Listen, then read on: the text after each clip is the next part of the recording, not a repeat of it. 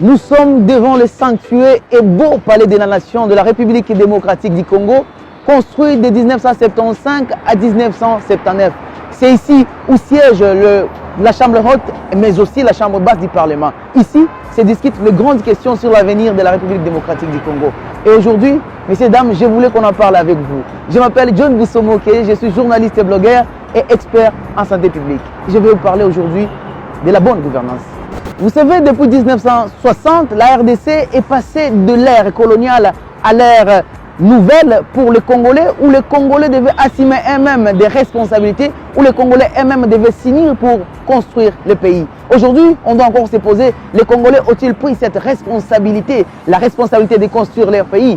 Nous serons peut-être diversement opposés face à cette question complexe. Aujourd'hui, on doit se poser la question, est-ce que les dirigeants assument bien leurs fonctions par rapport à cette définition de la bonne gouvernance? Est-ce que les dirigeants accordent la liberté d'expression? Est-ce que les dirigeants construisent le pays? Est-ce que la gestion de la chose publique est gérée efficacement comme l'exige le principe de la bonne gouvernance?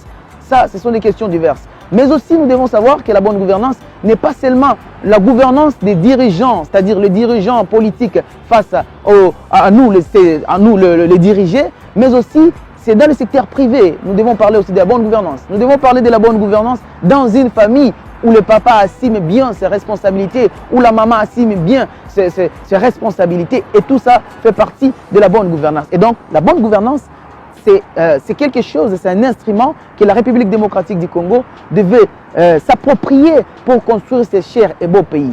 Vous devez savoir que le principe clé de la bonne gouvernance reste tout de même la responsabilité, l'état des droits et bien sûr la participation de la population à la gestion de la chose publique.